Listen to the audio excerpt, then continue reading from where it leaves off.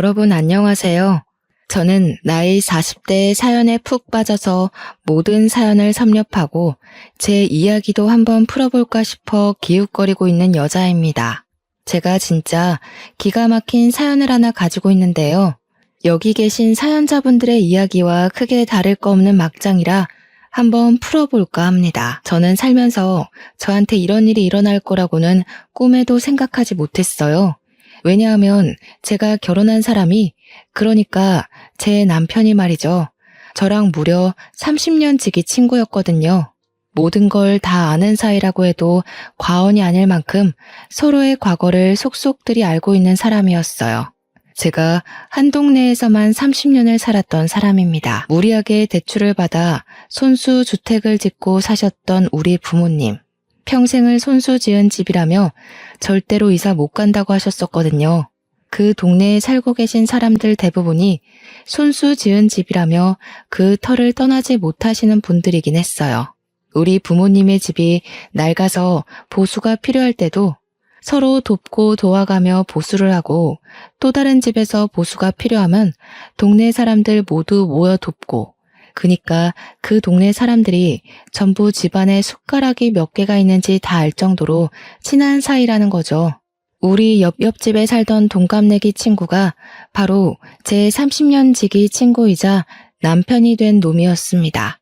저랑 남편은 초등학교도 중학교도 고등학교도 같은 학교에 다녔고 졸업을 했어요.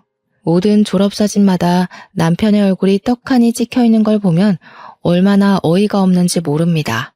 물론 대학에 가서야 드디어 갈라지긴 했지만 그게 저희의 사랑이 싹트게 된 계기이기도 합니다. 매일같이 등교하고 하교하고 학원까지도 같이 다니다가 20살 되자마자 갑자기 서로 다른 곳을 향해 가니까 마음이 이상하더라고요.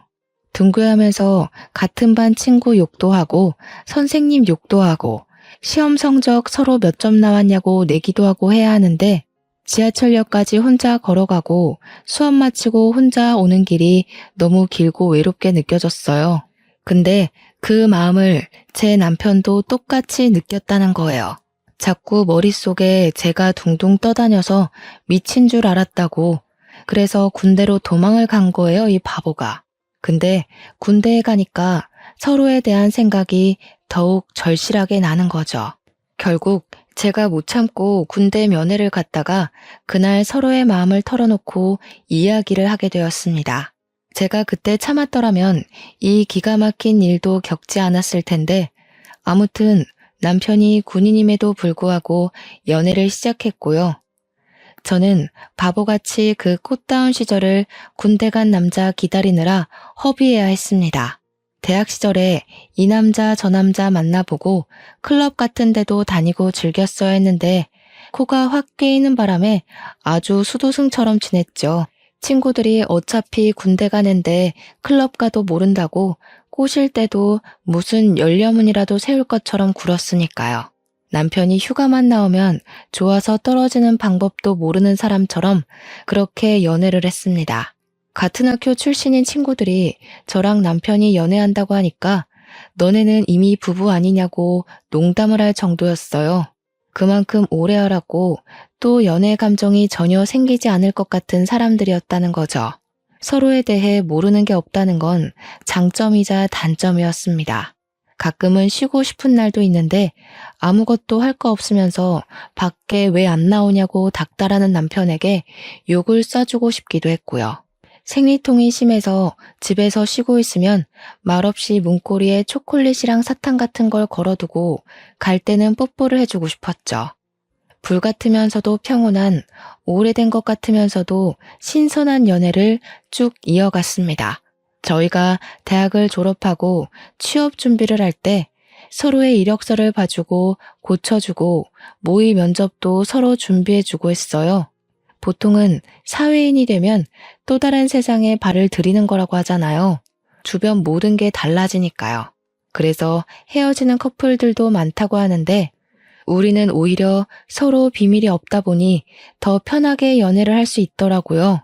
집안끼리도 다 아는 사이고 우리가 사귀는 걸 알게 된 이후에 저는 그 집에서 며느리, 남편은 이미 우리 집에서 사위 취급을 받으며 지냈습니다. 그렇게 딱 연애한 지 10년 차에 저희는 결혼을 약속했어요. 양가의 집안 사정도 다 알고 있고 숟가락이 몇 개 있는지도 아는 판에 사이좋게 허세 없는 결혼하자고 약속을 했습니다. 금전적인 문제로 의기투합이 되니까 결혼식 진행이 아주 순조롭게 착착 진행되었어요. 우리는 드디어 신혼살림까지 양가의 도움으로 얻어서 정착을 하게 되었습니다. 신혼집은 같은 동네이긴 하지만 서로의 집까지는 걸어서 15분 정도 걸리는 위치에 잡았습니다. 평생을 그 동네에 살아서 그런 건지 익숙한 동네를 떠나서 살고 싶지 않은 마음이 들기도 했고요. 부부싸움을 하게 되면 살벌하게 할 것 같아서 친정이든 시댁이든 가까운 곳으로 피신 가야 한다는 생각도 있었고요. 한 동네에서 오래 산 장점이자 단점이라고나 할까요? 거기만큼 편한 곳을 찾지 못하겠더라고요. 밤늦게까지 장사하시는 슈퍼집 아주머니와 언제 맡겨도 완벽하게 수선해주시는 세탁소 아저씨도 한몫하셨습니다. 남편과 저는 꽤 괜찮은 중견기업에 다니고 있었어요. 연봉도 매년 잘 오르고 직원 복지도 괜찮은 기업이었는데 저는 식품 쪽 사업부에서 일하고 있었고 남편은 패션 사업부 쪽이었습니다. 같은 계열사긴 하지만 건물은 다르게 위치하고 있어서 회사에서까지 남편의 얼굴을 마주 볼 일은 없었습니다. 그나마 다행이라고 해야 할지 회사에서까지도 내내 얼굴을 보고 있어야 한다면 금방 지겨워질 것 같았거든요. 남편은 패션 사업부 쪽의 일을 매우 마음에 들어 하지 않았습니다. 사실 남편이 지원했던 부서는 전혀 다른 부서였거든요. MD 쪽 일을 하고 싶어 했어요. 그러니까 매장을 돌면서 매장에 나와 있는 옷들을 전체적으로 밸런스 맞춰서 코디를 한다거나 잘 나가는 옷들을 위주로 카탈로그 작업을 한다거나 하는 그런 부서 쪽으로 지원했으나 사업부에 자리가 남아서 어쩔 수 없이 사업부로 떨어진 거죠. 매장 쪽 일과는 전혀 관계가 없다 보니 남편은 회사를 꾸역꾸역 다니고 있었습니다.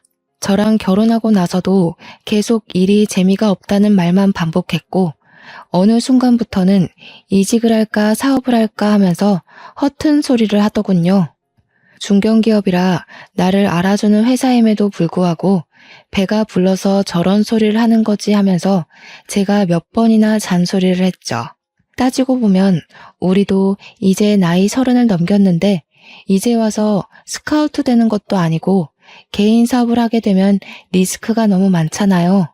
개인 사업이라는 게 무조건 성공한다는 보장도 없고 어느 정도 가진 재력이 있어야 한동안 굴러가고 할 텐데 사업부에서 일을 하면서도 눈에 보이는 게 없는지 자꾸 헛바람이 들어서 사업 이야기를 꺼내곤 했습니다. 그때마다 저는 안 된다고 딱 잘라 말하면서도 더 늦기 전에 시켜야 하나 고민도 되긴 했죠. 제가 워낙 시부모님이랑 친하게 지내는 사이기도 했고 결혼하고 나서도 그 관계가 잘 유지되고 있었기 때문에 몇 번 고민 상담을 했어요. 지금 월급도 좋고 복지도 좋고 이만한 회사 찾기도 힘든데 자꾸 남편이 딴 마음을 먹는 것 같아서 고민이라고요. 연애하던 시절이었으면 시모가 분명 제 말이 맞는다고 하셨을 텐데 결혼하고 나니까 또 말이 조금씩 달라지더라고요. 저한테 은근히 그냥 우리 아들 하고 싶은 거 하게 응원해주면 안 될까? 하는 뉘앙스로 말을 하시는데 그런 마음 아세요? 팔이 안으로 굽는 걸 알자마자 더 뻗대고 싶어지는 유아스러운 심리랄까요? 시모가 남편을 싸고 도는 것 같으니까 더 하고 싶은 대로 시켜주면 안 되겠다 하는 마음이 들더라고요. 그나마 한 가지 다행인 건 시부가 전적으로 제 편을 들어주신다는 것이었습니다. 원래 학창 시절부터 제가 더 똑똑했다는 거 모르냐면서 시모한테 현명한 며느리 편을 들어줘야 한다고 박박 우기셨어요.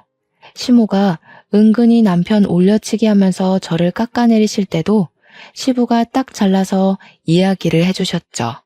지금 며느리 말 중에 틀린 게 뭐가 있냐면서 애가 없어서 다행이지 애도 있는데 잘 다니던 회사 그만두고 사업하겠다고 했어 보라고 당장 이혼당하고도 할 말 없는 거 아니겠냐고 열변을 토해 주셨습니다.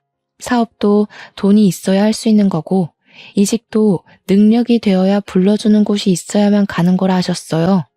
시부 말이 틀린 게 하나도 없었죠. 시모가 구시렁대면서도 남편 편만 들 수 없는 상황이기도 했고요. 그럼에도 불구하고 원래 시자가 붙으면 다 그렇게 미련을 가지고 진상을 떨게 되는 건지 시모가 몇 번이나 저한테 따로 우리 아들이 하면서 딴지를 걸기 시작하셨어요. 물론 부모님들끼리 서로 오래 알고 지낸 사이고 친하기도 하니까 대놓고 말은 못하시고 은근히 돌려가는 듯한 말투로 이야기하시는 거 있잖아요.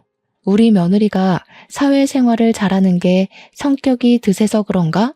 이런 류의 말들이요. 아들이 사업을 하고 싶어 하면서도 못하는 이유가 기가 센 며느리 때문인가? 이렇게 딴지를 걸기 시작하시니까 시부한테 제가 고민 있다고 연락을 하면 아예 집이 아닌 밖으로 절 부르시더라고요. 시모 없는 데서 이야기하자 이런 뜻이었죠. 제가 또 술을 좀 하는 편이거든요. 우리 남편이나 시모나 전부 알코올이 선천적으로 잘 안 받는 체질인지 술을 안 드시고요. 근데 유일하게 또 시댁에서 술을 좋아하시는 게 시부 하나거든요. 저랑 술 마시면 재미있다면서 밖에서 만나기 시작한 이후로는 저랑 맨날 술을 먹자고 하셨어요.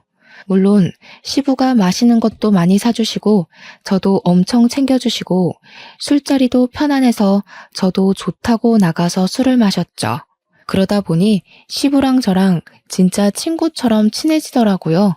어딜 가든 제 편을 꼭 들어주겠다고 손가락까지 걸고 약속을 했어요. 천군만마 든든한 아군을 얻은 기분이라 너무너무 좋았습니다. 시부가 이러나 저러나 절대로 허튼 짓 하는 거 내버려두면 안 된다고 남편한테 사업바람 들게 한 사람이 시모일지도 모른다며 들어주지 말라고 했어요. 저도 집에 와서 남편한테 똑같이 이야기를 했죠. 허튼 소리 하지 말고 지금 하는 일이나 잘하자고요. 남편이 그 뒤로 구시렁거리는 소리가 좀 줄었더라고요. 그래서 저도 안심하고 바쁘게 일을 하면서 지내고 있었어요. 새로운 식품이 론칭이 되면서 제가 하는 일이 엄청나게 늘었고 야근이 매일 있을 정도로 정신없이 지내야 했습니다.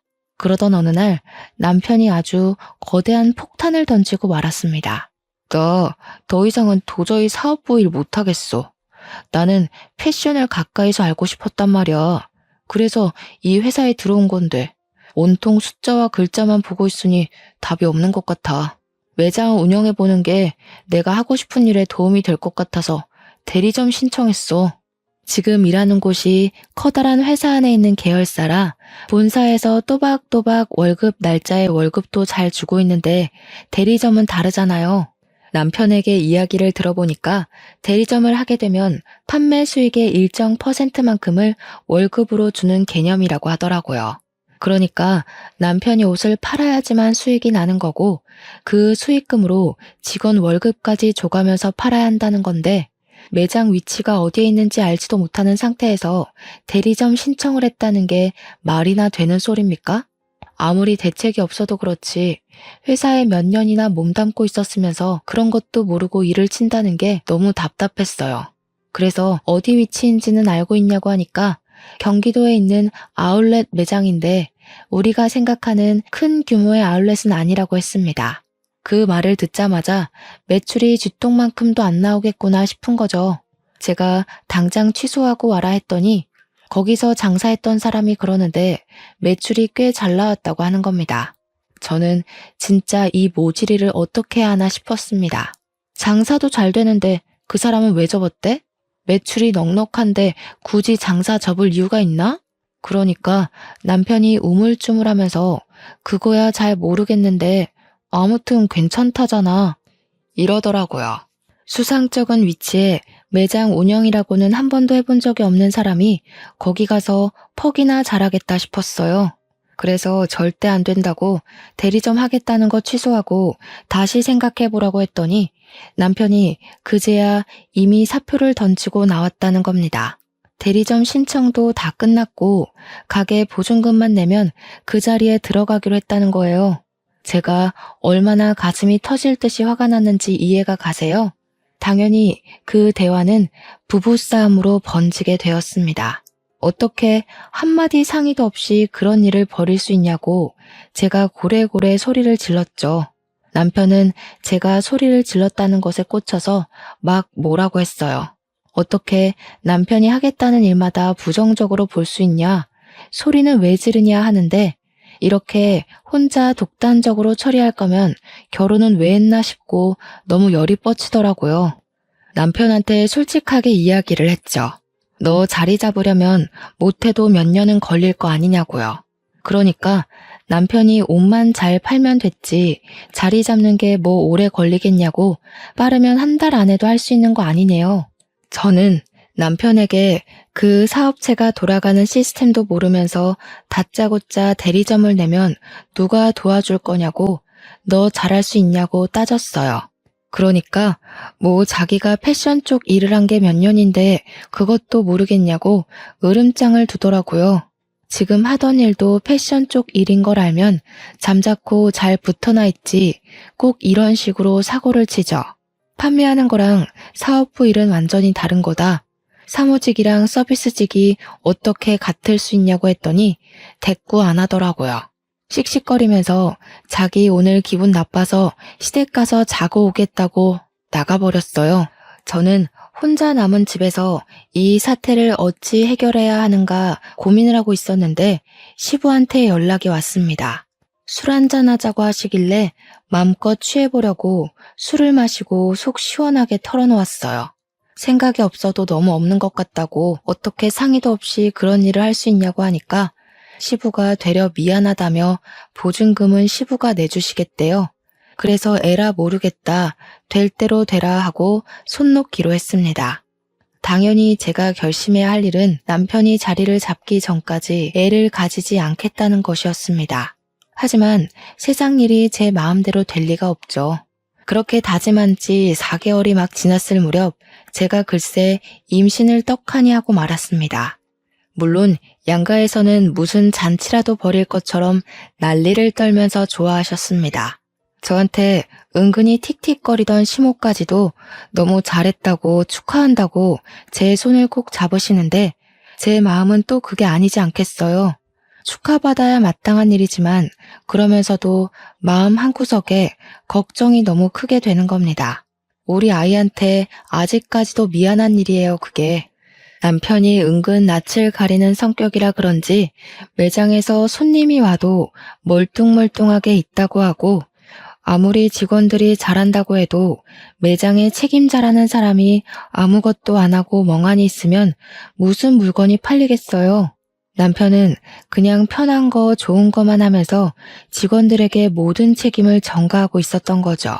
버는 돈도 당연히 본사 다닐 때보다 훨씬 줄었고 그나마도 월급 제때 가져다 주지도 않았어요. 뭐 그만큼 번다는 게 자기 입장에서는 부끄러워서 제 날짜에 못 주는 거다 하며 변명을 하지만 제가 화를 내야지만 월급 봉투를 내민다는 게 어이가 없잖아요. 도대체 그 돈으로 뭘 하고 다니는지, 왜 만날 돈이 없다고 난리인지.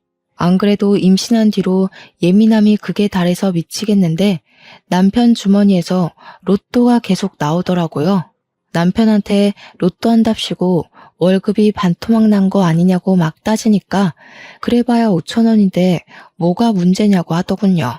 5,000원짜리가 10장 20장 나오니까 제 속이 터지는 건데 도대체 제 남편의 눈치는 어디다 팔아먹은 걸까요? 어차피 당첨되지도 않을 거 그만 사라고 했더니 아울렛 주변 매장 형들이 전부 로또를 한다고 안 할 수가 없대요. 그나마 다행인 건 그 형들은 로또도 하고 스포츠 토토도 하고 그러는데 자기는 스포츠는 잘 몰라서 로또만 하는 거래요. 제 눈빛이 얼마나 경멸스러웠을지는 안 봐도 비디오였죠. 로또 용지 보니까 숫자도 제 맘대로 적혀 있길래 남편한테 번호 정해서 돌리는 거냐고 물어보니 자동이래요. 자동으로 해야 그나마 5,000원씩 잡힐 때가 있다면서 이를 드러내고 웃는데 도대체 누가 5,000원 벌겠다고 로또를 하나요? 제 남편이지만 참으로 모자란 놈이 아닐 수 없습니다. 그러더니 저한테도 로또를 사다 주겠다고 운을 떼더군요. 저는 번호를 고심해서 6개 골랐고 앞으로는 이 번호로만 로또를 사다 달라고 했더니 저보고 돈 낭비래요. 진정한 로또는 자동이다 어쩐다 하면서 핀잔을 주는데 지 주머니에서 나온 로또들 보면 답 나오죠. 누가 돈 낭비를 하고 있는 건지 참나. 시간은 계속 흐르고 남편이 벌어오는 돈은 쥐꼬리보다 조금 나은 형편이었고요. 저는 애를 어찌 키워야 하나 정말 막막함에 어쩔 줄 몰라 하고 있었습니다. 육아휴직을 내는 순간부터 우리 세 식구의 생활비를 어떻게 감당해야 할지 고민이 되었어요. 임신해서 먹고 싶은 것도 다 먹고 하고 싶은 것도 다 하고 휴식도 취하고 여유를 누려야 하는데 제 머릿속은 온통 부정적인 생각만 가득했습니다. 오죽하면 사람들이 임신한 이후부터 사람이 더 시커매진 것 같다고 혹시 우울증이라도 온 거 아니냐고 걱정할 정도였어요. 회사 사람들도 이 정도면 육아휴직 부르고 차라리 일을 하는 게 더 낫겠다고 농담을 던지기도 했고요. 철없는 남편이랑 살아본 적 없는 사람들이라 제 고충을 모를 것 같아 입을 열 수도 없었습니다. 거기다가 우리 집 남편 놈은 점점 수상한 행동을 하기 시작했어요. 제가 임신하고 6개월 차에 접어들어가니까 아무리 그래도 배불뚝이가 되더라고요. 살도 많이 찌고 다리도 맨날 퉁퉁 붓고 결혼 반지가 들어가지 않을 정도로 손가락도 퉁퉁 부었고요. 몸이 정말 너무 힘들고 허리도 하루 종일 시큰거리고 기침만 하면 갈비뼈가 부러질 것 같은 고통이 일더라고요. 제가 오죽하면 임신하고 나서부터 세상의 모든 어머니들을 존경하기 시작했다니까요. 처음에 임신했다고 했을 때는 발이 땅에 닿으면 죽는 사람처럼 저를 대접해주고 귀하게 여겨주더니 시간이 지날수록 점점 사람이 저한테 관심이 없는 겁니다. 스트레스 때문에 이거 먹고 싶다 하면 나가서 사 먹어, 배달시켜 먹어, 이러질 않나. 저보고 가뜩이나 살쪄서 곰 같은데 더 먹고 얼마나 더 찌려고 그러냐고 스트레스를 더 주더라고요. 이게 남편이 맞는지 혹시 원수는 아닌지 그런 생각이 들었죠. 맘카페 같은 데 올려보니까 오랜 친구 사이 같아서 사랑이 아닌 정으로 살고 있는 거 아니냐고 하는데 저희가 오랜 친구 사이는 맞잖아요. 이 사람이 정말 이제 더 이상 나를 사랑하지 않는 건 아닐까 하는 생각이 들었습니다. 그런데 더더 의심 가고 수상한 행동은 말이죠. 저에게는 세상 무관심한 사람이 행색은 엄청 번지르르하게 하고 다닌다는 거였어요. 평소에는 머리 감기 귀찮다면서 절대 하지 않던 포마드 같은 걸 발라서 싹 고정시키고 다니지를 않나. 행커치브 같은 것도 그날 코디에 맞춰서 일일이 갈아 끼우고 다니고 구두도 못 본 사이에 여러 켤레를 샀더라고요. 예전에 학창시절 때부터 우리 남편이 한 가지에 꽂히면 그것만 신던 놈이라 신발은 정말 딱 한 켤레만 사서 신던 놈이거든요. 그런데 뭐 기분에 맞춰서 로퍼를 신어야 되니 윙팁이 어쩌니 하면서 못 알아들을 소리만 하는데 이런 꼴을 보고도 의심하지 않을 여자가 있을까요? 거기다가 인터넷에 보니까 마누라 임신 기간에 남자들이 바람을 제일 많이 핀다고 하대요. 저도 워낙 돌려 말하는 성격은 아니라 신이 난 남편한테 너 바람 났니? 하고 물어봤어요. 그러니까 남편이 갑자기 딱 정색하면서 무슨 그런 소리를 하냐고 기분 나쁘다면서 출근한다고 나갔습니다. 뭔가 티나게 어깨도 굽고 갑자기 정색하면서 아니라고 하는 게 오히려 더 의심 가고 믿음이 전혀 안 가는 거죠. 그러더니 그날부터 매장에서 마무리하는 직원이 일을 그만두었다고 본인이 마무리 매출까지 정리하고 퇴근해야 한다고 늦는데요. 매장에 직원이 셋이나 있었는데 하나 빠진다고 남편이 모든 일을 다 떠맡게 되는 건 아니잖아요. 심지어 직원들 월급 주고 나면 본인은 그 월급보다 못한 돈 가져와서 생활비로 내미는 주제에 제가 출산이 임박해서 남편에게 마무리는 다른 직원에게 맡기고 집에 일찍 들어왔으면 좋겠다고 했어요. 물론 아이가 언제 태어날지 모르긴 하지만 낮에는 그래도 시댁이니 친정 식구들이 가까이 있어서 상관없는데 밤은 이야기가 다르잖아요. 시부모님도 친정 부모님도 일찍 주무시는 편이고 남편 아니면 구급차를 타야 하는데 그럼 꼭 남편 없이 혼자 실려가는 기분이 들 것 같고 이래저래 출산 막달이니까 일하는 시간을 줄이고 옆에 있어 달라고 했죠. 그랬더니 남편이 저한테 자기가 돈을 많이 벌어야 애도 키우고 하지 않겠냐는 겁니다. 그런 마음이 있었으면 애초에 사표를 던지지 말았어야 하는 거 아닌가 싶었지만 싸움하기 싫어서 입 밖으로 꺼내진 않았습니다. 저한테 그 정도는 이해해주라고 제가 육아휴직을 내면서 생활비도 모자란데 2배는 더 벌어야 하지 않겠냐고 하더군요. 그런데 아무리 바빠도 제가 출산하는 날에 병원을 와야 하는 거 아닌가요? 진통이 시작돼서 결국 구급차 타고 산부인과에서 보호자 연락을 받은 양가 부모님이 죄다 오셨는데 남편만 오지 않았어요. 제가 진짜 너무 어이가 없어서 진통을 하는 내내 눈물이 막 나오더라고요. 아프기도 하고 서럽기도 하고요. 오죽하면 우리 아들 하면서 챙기는 시모도 우리 부모님 앞에서 어쩔 줄 몰라 하더라고요. 의사도 간호사도 남편분 찾는데 이 원수는 일이 바쁘면 얼마나 바쁘다고 마누라 출산하는 날 나타나지도 않는지 조리원에 가서도 진짜 많이 서운했어요.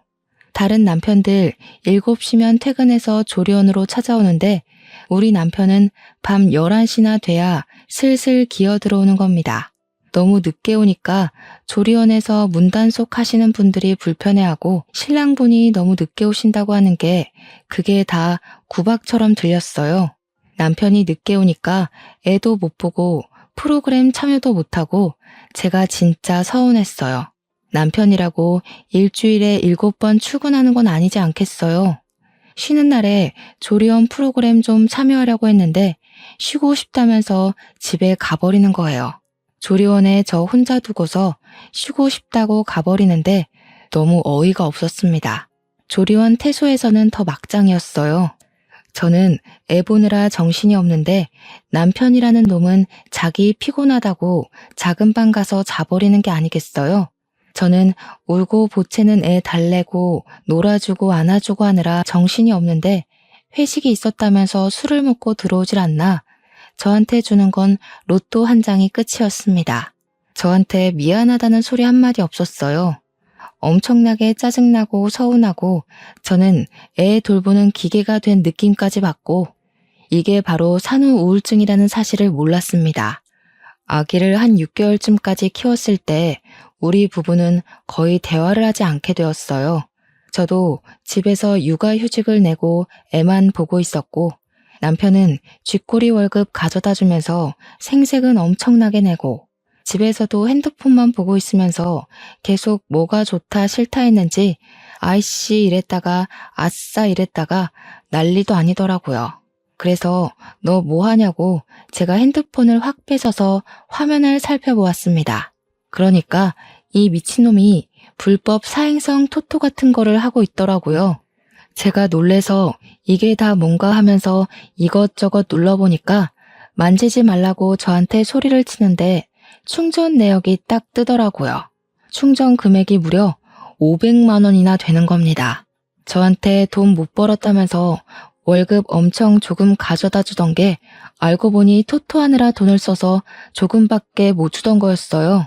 제가 그 사실을 알고 얼마나 큰 충격과 배신감을 느꼈을지 상상은 가십니까? 충전 내역을 살려보는데 여태 쏟아부었던 돈이 몇백이 아니라 몇천 단위까지 올라가더라고요. 애까지 낳은 마당에 사행성 도박에 빠져서 이 정도 돈을 쓰다니 진짜 생각이 없어도 너무 없는 거죠. 제가 열이 받아서 수입이 도대체 얼마나 되는 거냐고 정확하게 말해보라고 했더니 모른다고 딱 잡아떼는 겁니다. 네가 버는 돈인데 모른다는 게 말이 되냐고 솔직하게 말을 하라고 했는데 계속 어물쩍 넘어가더라고요. 이대로 넘어가면 이 남편놈이 원하는 대로 흘러가는 거라는 생각이 들어서 월급 통장을 찾았습니다. 월급 통장이 구석에 통장 정리 한 번 안 된 상태로 있길래 은행으로 달려가 통장 정리부터 했습니다. 그랬더니 진짜 가관이더라고요. 저한테 생활비라며 가져다 주는 돈이 월 150에서 200만 원 정도 되었거든요. 그게 자기 용돈 빼고 주는 거라면서 저한테 약간 모든 돈을 다 맡긴다는 식으로 생색을 냈었는데 월급 통장에 들어오는 돈이 평균적으로 500만 원 정도 되더라고요. 많이 들어오는 달에는 700만 원, 800만 원도 찍혀 있었어요. 저는 정말 애 키우면서 기저귀도 아껴 쓰고 식비도 허리띠 졸라매면서 식단 짜서 먹고 있었는데 얼마나 어이가 없고 속이 상했겠어요. 저는 참을 수 없는 배신감에 시부한테 이 사실을 모두 알렸어요. 그래도 집안에서 유일하게 제 편을 들어주는 사람이 시부뿐이었기 때문에 저도 별다른 선택지가 없기도 했죠. 그랬더니 시부가 집까지 찾아와서 남편을 붙잡고 소리를 질렀습니다. 어디 할 게 없어서 애까지 있는 놈이 도박을 하냐고 당장 손모가지를 자르겠다고 아주 난리가 나셨습니다. 옆에서 보고 있던 저도 가슴이 쫄려서 콩닥콩닥 할 지경이었으니까요. 뒤따라온 시모가 시부를 막 말리고 남편도 평소에 시부를 무서워했던 터라 잘못했다고 빌면서 울고불고 하는데 가관이더라고요. 그 와중에 시모가 저한테 은근히 그걸 왜 일러서 이사다를 만드냐고 탓을 하는데 진짜 팔이 안으로 굽어도 너무 굽은 거 아닌가요? 제가 말해서 들어먹을 인간이었으면 시부한테 말 자체를 하지 않았겠죠. 제 말을 듣지 않으니까 어쩔 수 없이 이 상황을 만든 건데 진짜 짜증났어요. 그 뒤로는 남편이 저에게 완전히 적대감을 드러내기 시작했어요. 부부 사이가 원활하지도 않았고 사행성 토토를 제가 시부에게 알린 이후로 저희의 감정의 골은 더욱 깊어질 수밖에 없었죠. 제가 무슨 말만 하면 틱틱거리면서 저를 깔보고 무시하기 시작했어요. 여자가 복직해봐야 돈을 벌면 얼마나 벌고 승진을 하면 얼마나 하겠냐면서 자기가 벌어온 월급으로 살아야 할 건데 왜 그런 걸 시댁에 가서 일러냐 이런 거죠. 제가 눈이라도 치켜뜨면 또 시부한테 가서 이럴 거냐고 비아냥거리는데 저희가 또 30년 지기 친구잖아요.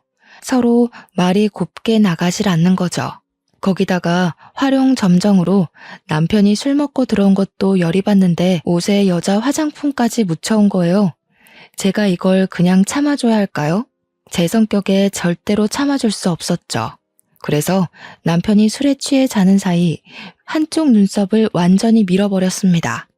아침에 일어나서 식겁을 하면서 저한테 야 미쳤냐? 하면서 달려드는데 저도 옷에 묻은 화장품 보여주면서 네가 더 미친 거 아니냐고 했죠. 나도 호스트바에 가서 한번 질펀하게 놀아볼까? 하면서 소리 지르니까 씩씩거리면서 한쪽 눈썹 손으로 가리고 출근하더라고요. 퇴근할 때 보니까 눈썹이 곱게 그려져 있길래 누가 그려줬냐고 화를 내니 매장 여직원이 그려줬대요. 이 눈썹을 하고 어떻게 손님을 받고 일을 하겠냐면서요. 그렇게 서로 으르렁거리며 지내다가 아기가 돌쯤 됐을 때 돌잔치 준비를 하다 보니 그날 입을 우리 아기 옷이 없더라고요. 꽃가옷이나 하나 사줄 겸 남편이 매장에서 어떻게 일하는지 궁금하기도 해서 친정 부모님 모시고 남편이 일하는 아울렛에 갔어요. 미리 간다고 연락하지 않고 불시에 찾아갈 심산으로 아기 옷부터 구경을 하고 오후쯤 되어서 남편의 매장으로 갔죠.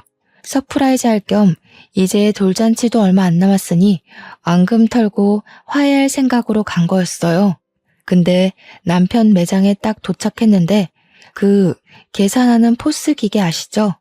그 앞에서 웬 여자애랑 백허그를 하고 실실 쪼개고 있는 게 아니겠어요? 친정 부모님도 이게 뭔가 싶어서 눈 비비고 계시고 저는 남편이 그 여자애랑 노닥거리는 모습 보고는 엄청 놀랐죠.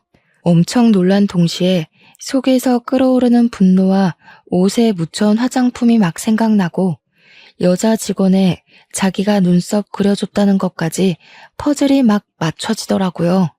그 여자의 목에 직원들이 사용하는 사원증 목걸이가 걸려 있었거든요.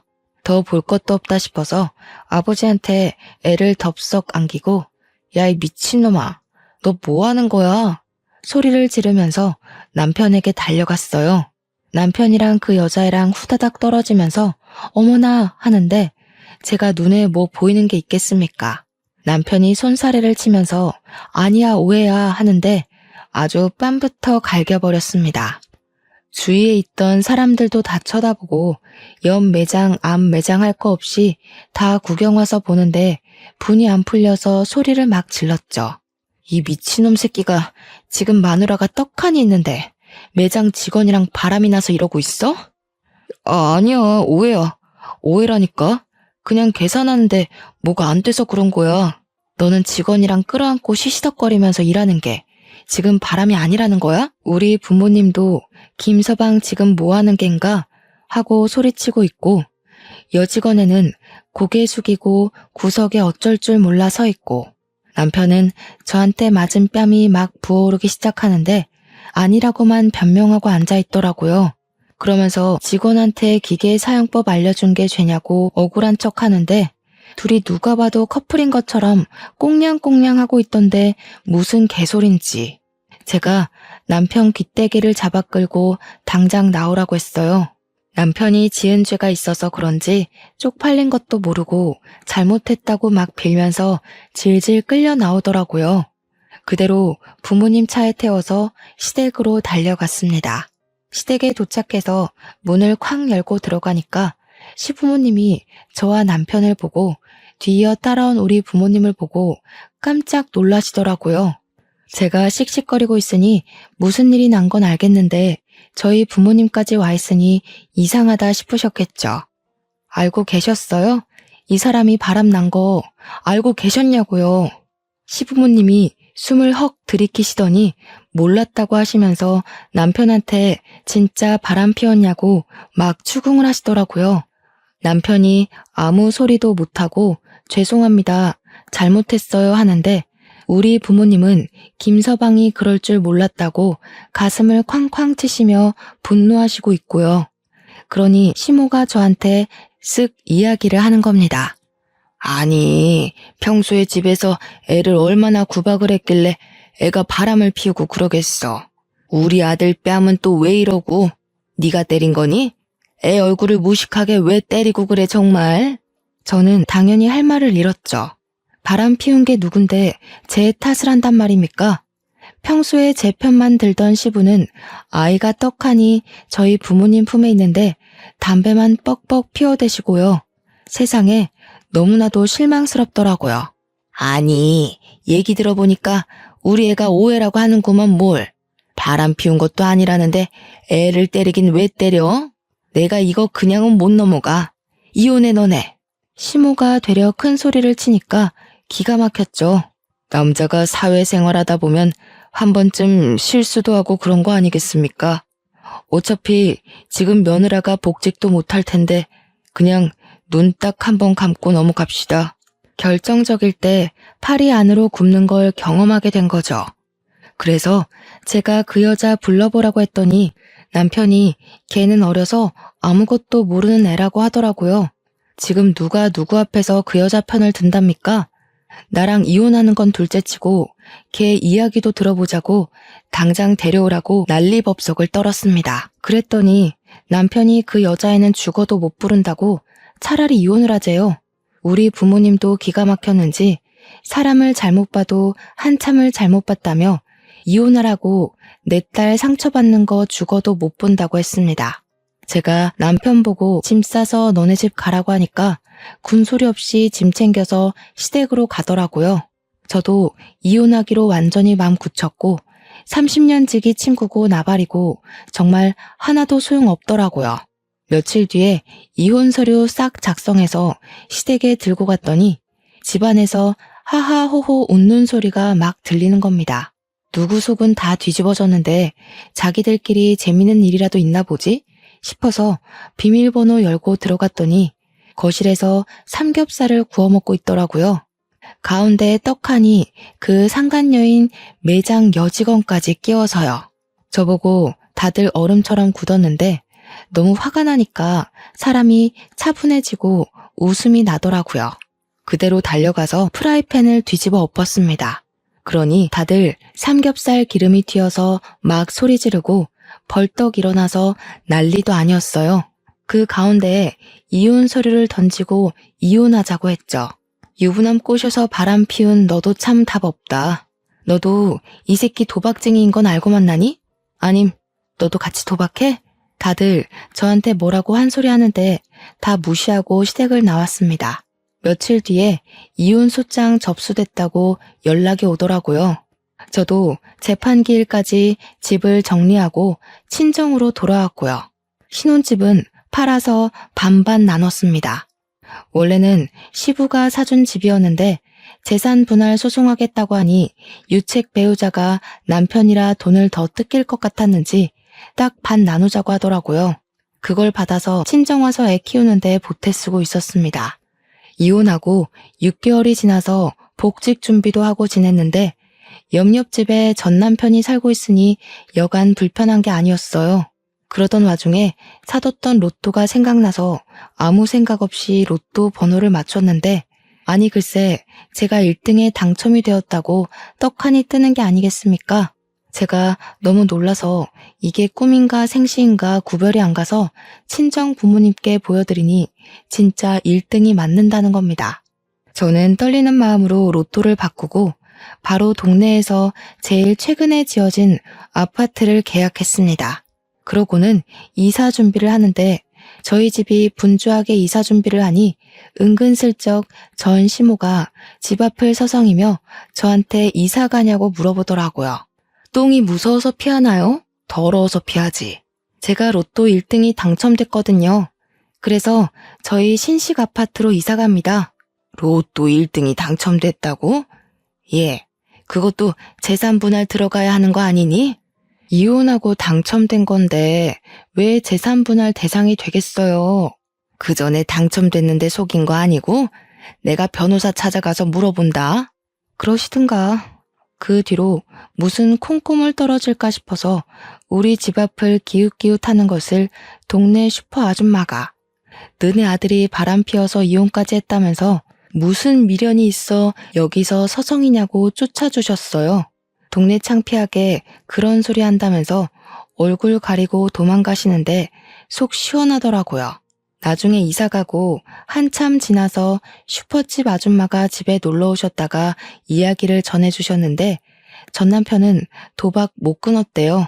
월급은 들어오는 대로 죄다 날리고 돈은 없고 빚만 늘어나니까 상간녀도 헤어지자고 도망갔다고 하대요. 시모는 동네에 아들 바람 피운 거 죄다 소문내서 쪽팔려서 못 살겠다고 난리고 시부는 돈 없는데 이사를 갈 수도 없고 미치겠다고 맨날 술만 드신대요. 저랑 이혼하고 아주 집안 꼴이 말도 아니죠. 이래서 인과응보라는 게 존재하는 건가 봅니다.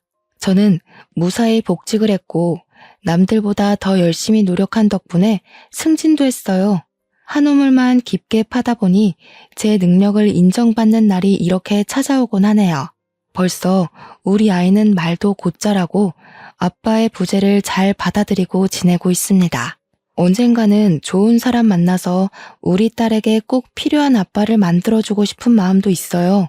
새로운 사랑이 찾아오는 그때까지 열심히 보면서 기다리겠습니다. 여러분도 그때까지 가정의 평화를 잘 지키시고 바람 피우는 놈은 절대로 봐주지 마세요. 제 이야기는 여기서 마치겠습니다.